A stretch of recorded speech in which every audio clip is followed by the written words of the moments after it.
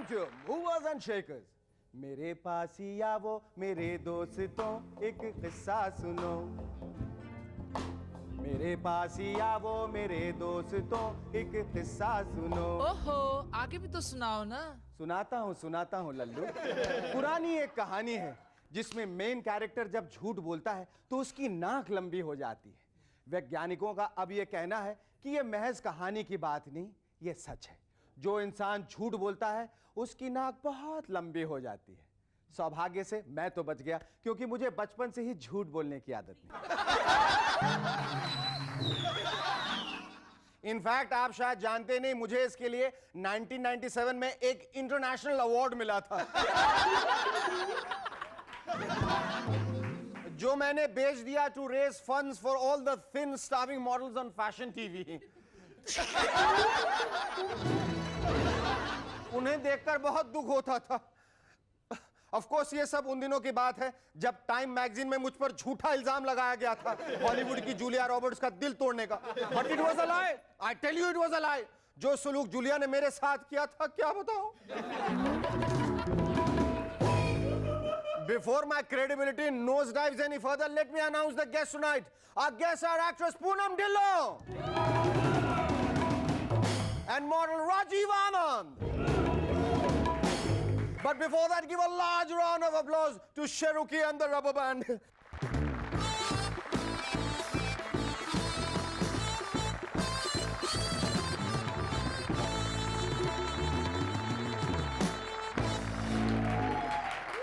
Hello, welcome back. I'm SS and you're watching MNS.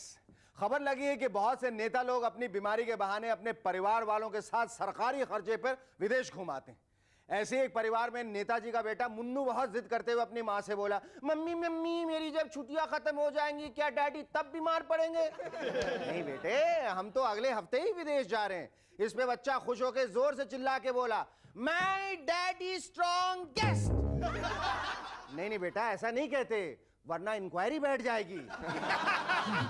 वही बोलो जो सिखाया गया था। Okay mummy, my daddy सिकेस्ट।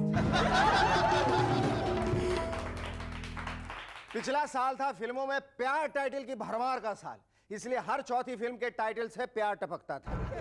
लेकिन इस साल फिल्मों के टाइटल्स में प्यार की जगह ले ली है मारामारी ने। तभी तो पहले आई टेररिस्ट और अब एक कन्नड़ फिल्म रिलीज हुई है जिसका नाम है AK-47। इससे लगता है कि आने वाली फिल्मों के टाइटल्स होंगे बजूका, शेलिंग वगैरह वगैरह। इन एक्सप्लोसिव फिल्म्स को देखने जाने पर टिकट के साथ साथ कानों में ठूसने के लिए ईयर प्लग्स बुकिंग विंडोज पर ही मिलेंगे। गेट कीपर गेट पर आपकी टिकट फाड़ती ही जोर से चिल्लाएगा, आगे बढ़ते चल। लेकिन भैया ये क्या, पिक्चर हॉल में बैठने के लिए एक भी सीट नहीं, हम बैठेंगे कहां? गेट कीपर टॉर्च दिखा के बोलेगा, सामने सब जगह ट्रेंचेस खुदी हुई है, कहीं भी पोजीशन संभाल लीजिए। ऐसी फिल्मों की खासियत यह भी होगी कि दी एंड की जगह एक नया कैप्शन देखने को मिलेगा, सीज फायर। चुनाव नजदीक आते ही देश में जगह जगह मैरिज ऑफ कन्वीनियंस जोरों पे है। हाल ही में चेन्नई में ऐसी शादी AIADMK और कांग्रेस के बीच में करा के लौटे हैं डॉक्टर मनमोहन सिंह। भाई शादी मुबारक। मजेदार बात तो यह है कि शादी ब्याह में जैसे जीजा फूफा और मौसा इंपॉर्टेंस न मिलने से रूठ जाते, वैसे ही शादी में भी रूठने रुठाने की परंपरा को कायम रखा है डॉक्टर सुब्रमण्यम स्वामी जी ने। उधर हरियाणा में शादियां टूटने पे जोर है। त्रासदी देखिए बंसीलाल जी की कि एक ही महीने में 6 बार तलाक शब्द सुनना पड़ा। मतलब 3 बार पहले भाजपा से और बाद में 3 बार कांग्रेस से। अब कुछ MNS ऑब्जर्वेशंस। अगर आप गौर करें तो हर बात में कुछ और ही बात छुपी होती है। They always wheels within wheels। मसलन हाउसवाइफ्स के बनाए खाने की तारीफ कर दीजिए तो ज्यादातर उनका जवाब होता है, भाई साहब अभी तो बहुत जल्दबाजी में बनाया है। जिसमें हिडन थॉट होता है, तसल्ली से बनाती तो फटे चक देती। किसी के घर जाइए तो लोग ये जनरल सा डायलॉग जरूर बोलते हैं, भाई साहब आप खाइए ना, हम तो खाते ही रहते हैं। जबकि उनका कहना ये होता है, हम तो खाते पीते लोग हैं, भुक्खड़ तो आप ही हैं। अक्सर आपने शादी के बारे में यह सुना होगा कि शादी वो लड्डू है जो खाए वो पचता है, जो ना खाए वो भी पचता है। लेकिन सच्चाई यह है कि शादी लड्डू वड्डू कुछ नहीं है। शादी है च्युइंगम, जो शुरू में मीठी लगती है और बाद में फीकी, जिसे खाया नहीं जाता बल्कि सारी जिंदगी चबाते रहना पड़ता है भाई। And you mustn't miss the scoop of the episode. हमारी एमएनएस की इंटेलिजेंस एजेंसी बहुत ही एफिशिएंट है, जिसका एग्जाम्पल है सचिन तेंदुलकर का महेश भूपति और लियांडर पेस को लिखा यह सीक्रेट बधाई पत्र, जिसे हम लोगों ने बहुत होशियारी से उड़ाया। श्रीमान भूपति और पेस, विंबलडन जीत के आने पे बधाई। हम मानते हैं हम वर्ल्ड कप हारे, लेकिन तुमने जीत के भी कौन सा कद्दू पे तीर मार दिया। तुम ही रहोगे और हम ही। हमारे लिए दसियों गाने गाए गए, तुम्हारे लिए किसी ने गाने का एक मुखड़ा भी गाया। 2 लोगों में टीम बना लेना कौन सी बड़ी बात है। 11 लोगों के साथ टीम बना के खेल सको, है इतना दम? तुम दोनों तो इतने कामचोर हो कि तुम्हारी गेंदें दूसरे उठाते रहते हैं, और हमारा बड़प्पन देखो, हम अपनी गेंदें खुद ही उठाते हैं, because we believe in the dignity of labour. तुम दोनों इतने मतलबी हो कि सिवाय अपने खेल के कुछ और सोचते ही नहीं। अरे हमें देखो, खेल के साथ साथ हमें टूथपेस्ट, साबुन और शैम्पू बेचने की भी कितनी ज्यादा फिक्र रहती है। तुम्हारे खेल में कोई कैप्टन नहीं होता। अरे हिम्मत है तो अजहर जैसे कैप्टन के साथ जीत के दिखाते। कहा सुना माफ, अपना दिल है साफ, तुम्हारा सचिन। किच किच किच। पैसे कमाते रहो, सदा मुस्कुराते रहो। आहा। Our first guest on Movers and Shakers tonight is a beautiful and charming lady who brought with her the freshness of a dewdrop when she made her debut in Yash Chopra's film Trishul. Ladies and gentlemen, please welcome Poonam Dhillon. Kapuchi gum gum, kichiki gum gum, kapuchi gum gum, kichiki gum gum.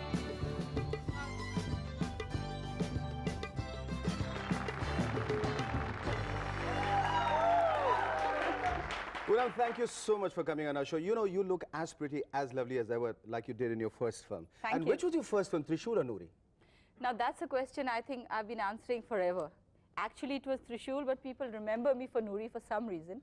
And Trishul was the first film I came in. लेकिन जो तुम्हारी वो film थी त्रिशूल, उसमें आपका थोड़ा बहुत बोहेमियन इमेज था. Just, you know, your entry, you know, your entry in a bikini and stuff like that, where people were not quite prepared. When one saw you on Noori, you came across as a very demure, very homely, very domesticated. But which of the two images did you like then? Did I like? I think I was more comfortable with Noori. With Noori. Because that bikini-clad bohemian thing wasn't really me. Huh. And Noori was more comfortable. Tell me, you come from a Air Force background and stuff. Your dad's been the Air Force and naturally very strict upbringing and stuff like that. How did you mollycoddle him and how did he acquiesce, condescend to let you act in films? कैसे, क्या कह के पटाया था? हाँ, actually पटाया नहीं था मैंने, मुझे खुद नहीं पता था मैं या बहलाया था कि मैं करियर बनाऊंगी फिल्मों में. मैंने सोचा था एक पिक्चर करूंगी. It was like an adventure. मैं छोटे से शहर में चंडीगढ़ में रहती थी.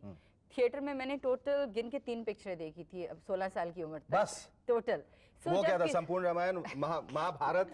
नहीं, मिली और सैमसन. हाँ, मिली, अच्छा, Guddi and one which I think it was Johnny Mera Naam, जहाँ तक मुझे कुछ याद है. तो उसके बाद मुझे सोचा कि चलो कैसी होती है फिल्में, फिल्म स्टार्स क्या होता है, ये क्या चीज होती है, देखने के लिए हमने एक फिल्म की थी. ये सोच नहीं, एडवेंचर. हाँ, लेकिन फिल्म में अलाउ कैसे किया? Your dad, how did he allow? One film or 10 film? Film is a film. It was taken in this thing के summer vacation है, एक holiday में. My mom of course didn't talk to me for 3 years after I joined. अच्छा, what are your fond memories of both the films when you were shooting? The Actually, first day. I almost have amnesia about it, but the first day I remember of Trishul was that I had a scene in which I have an accident and I've kind of bashed my car into something, and Amitabh Bachchan, who's supposed to be my stepbrother, whom I don't know is my brother in the film, he picks me up and he gets me home to Sanjeev Kumar's house, like, you know, कि ये आपकी अमानत, and this is the daughter. And the first shot was he is carrying me into the house and he gets me. So I was so nervous facing the camera, तो मुझे ख्याल भी नहीं आया ये कुछ मैं अपनी लाइफ का मोमेंटस हिस्टोरिकल सीन कर रही हूँ. I walked in and the scene got over and Amit ji put me down and everybody got about doing their own thing. Then suddenly Yash ji realized कि मेरी career का पहला shot है. They came up to me, oh best of luck and all. And one girl comes up to me and says, how did it feel to be in Amitabh Bachchan's arms? Oh, I said, Amitabh Bachchan's arms. It never struck me I was in his arms. I was doing my shot and it was like a major experience for me. Tell me honestly, ये जो फिल्मों में जो लड़कियां आती हैं, उनसे expect किया जाता है कि वो डम हो. And you've been so good with academics, you're good with sports and everything else. You know, when you came here, was that dumbness expected of you? Yes, and I lived up to it. I worked very hard on it. I kept a very nice पर क्या dumb परेशानी blonde होती है? image. नहीं बहुत मेहनत करनी पड़ती है डम इमेज प्रोजेक्ट नहीं, करने पर के मर्दों लिए. को क्या परेशानी होती है? हीरो से क्या परेशानी होती है? जब लड़कियां इंटेलिजेंट होती है, जब हीरोइंस कुछ सवाल पूछा जाए और उसका सही उत्तर दे दें. नहीं उनको नहीं अच्छा लगता. पूनम, पहले तो ये बताइए कि आपने इतना लंबा सबैटिकल क्यों लिया? मतलब इतनी फिल्मों में काम करके अचानक आप छोड़ के चले गए. Then we saw you working in Andaz. What made you sign on a serial? Actually, when I stopped working for at least about 3 years, I was enjoying it, but everybody else around me felt that this is not you sitting at home doing nothing. I'm actually a over, I would say, energetic person, and I need to do something all the time. It's like that. Achha. So I was just sitting at home, and I was probably driving everybody mad, and I had a little baby who was 2 years old, and I was probably driving him mad also with the kind of attention I was giving him. तो उसका remedy हमारी सारी family ने including my brother sister जो दोनों doctors हैं incidentally they all work in my family they said Poonam please go back to work so I thought TV is a better medium जिसका timing would suit me and everything and I think that was a good decision at that time. Yes, amongst the films which you did, Qasam and Basera and Noori and Trishul and all those films, which is the one role which you really liked? Oh God, that's a question I can never answer. Was something, or did you miss out on the proverbial dream role? I won't say proverbial.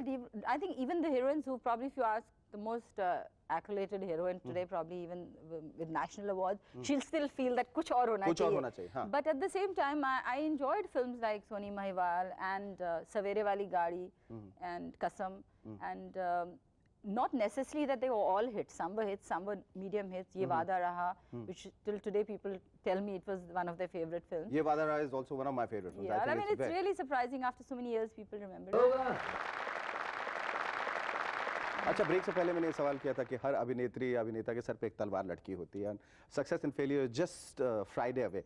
आपको कभी ऐसा ये खौफ महसूस हुआ था, ये डर महसूस हुआ था when you were like right there acting in so many films कि अब मेरा क्या होगा अगर ये फिल्म फ्लॉप हो गई? I mean was it like a question of life and death for you?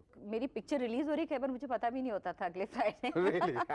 Somebody come and tell you, Poonam, we don't know your film is released. Such a big hit. Oh God, really? That producer was supposed to pay me money on the release. I must ask the secretary, has he found out कि वो payment हुई है कि नहीं? It was something like that. Tell us a little more about Anmol and Paloma. You know, you're a family woman, and what Can kind I of a tell you family? about them? Can I show you the pictures, the album, the everything yes, which yes, I carry with me? yes.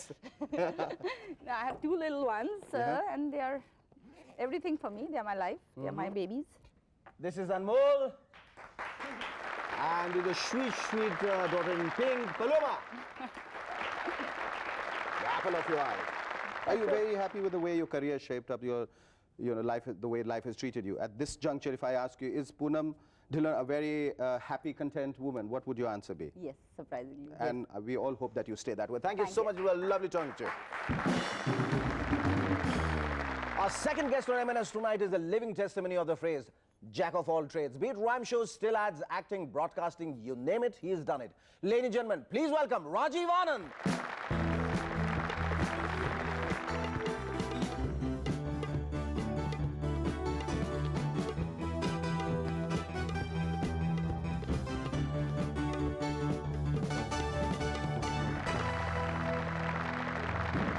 Thank you. Can I shake your hand? What's happened to your finger? ये क्या किया आपने? आते ही बम्बई में शुरुआत. हैं? I'm staying alone, so I was making pakoras. You know? Pakora? I burned my finger. Oh, Delhi से बम्बई आए पकौड़े बनाने आए? गलत जगह. Tell me, I mean, you are a mechanical engineer. You hold a degree in management. What are you doing in Bombay? Actually, I never thought that I would enter into this profession. I was doing very well, and I wanted to do PhD and all that stuff. Oh. So I was just broadcasting just for fun of it, just as a hobby and all. Then I was working as a maintenance engineer before I did my MBA. किसको maintain करते थे? I was maintaining the factory for Gulshan Kumar. अच्छा. And you had to maintain a lot of things out there. Like, such as, for example? So that's the time I came across a lot of actors and models, and so I thought, let me try it. So I got my portfolio done at that point of time when I'd already worked. So I entered into this profession for the sake of money, not exactly for glamour, but then I started getting a lot of work and a lot of assignments. Rajiv, तुमने इतनी सारी चीजें की हैं, तुम engineer भी हो, management की डिग्री भी है, एक्टर भी बनना चाहते हो, they came मॉडलिंग in भी की है, phase. वो They क्या? were juxtaposed in time. Jack of all trades, but don't yeah. you want to master in any one thing? No, it's not that I'm jack of all trades. See, when I got a portfolio done, it was so professional that I started getting a lot of modeling assignment. Although my first assignment was a TV serial, which I started off. And so it comes, it's all related. Everything is interrelated. There are people who are director, like now she's going to get into direction. So it's juxtaposed in time. It's not that she's doing something. ये हर बात में तुम पूनम ढिल्लों का example क्यों दे रहे हो? And Rajiv, tell me, ये इससे पहले कि आप मुझसे एक सवाल पूछो, मैं अभी हैदराबाद शो पे गया था और मुझे ये छोटी सी चीज वहाँ पे मतलब ये ब्रास की होती हैं, तो I thought I will bring it for you, और मैंने सोचा आपको ब्राइब दूंगा ताकि आप मेरी so that I can wish you that नहीं, I wish that you become the top brass of this industry. Yes, thank you so much. Thank you so much. There's a lovely Buddha which he has given. That's so thoughtful of him. Very nice. Thank you so much, Rajiv. लेकिन मैं फिर भी वो गलत सवाल करूंगा. ये इतने सारे तुमने मॉडलिंग असाइनमेंट्स किए, टाटा सियरा और OCM वगैरह वगैरह. What is one thing which you found so exciting about doing an ad film? The difference between a still campaign and an ad film is that immediately people, if you're walking, you've done plenty of campaigns. I've done around 60, 65 campaigns.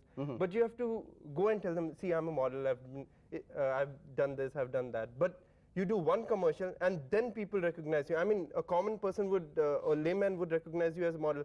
हाँ, ये model है. Modelling करने के बाद कभी ऐसा होता है कि मैं ये चीजें ले जाऊं घर? कभी पूछते हो ऐसा? लड़कों को कहाँ मिलती हैं? लड़की स्माइल देती है, उसको सब कुछ मिलता है. Okay, now you're moving towards films. Yeah. You know, before the break, we talked about Tapish, the film which Yeah, you're the working on. moment I came here, I found that Bombay has really been very nice to me. I've been meeting a lot of good people. In fact, I went and met this director, and I had just left my pictures and my profile. And I got a call next day to meet him, and I was offered this role in this movie that we are talking about. If you had to meet somebody like Subhash Ghai or Yash Chopra, what would your one-liner be? I would meet them. I'm at Movies No, and no. Shakers. I hope they're watching it. What kind of roles are you looking for, Rajiv? I'm looking at the kind of roles which is, I want to play the protagonist. It doesn't make a difference whether it's a small role, but the person should have a mission. We'll say amen to that, and definitely we all hope that 2 years down the line, when you look at your bio-D and you look at your resume, we'll say mission accomplished. Thank you so much. Lovely talking to you. आज का यह खत भेजा है मणिभूषण प्रसाद ने पटना से. पूछते हैं, बरसात के दिनों में चींटियों के पर क्यों निकल आते हैं? मेरे ख्याल से प्रसाद साहब इसलिए ताकि जब बाढ़ आए तो इन्हें रेस्क्यू हेलीकॉप्टर का इंतजार न करना पड़े.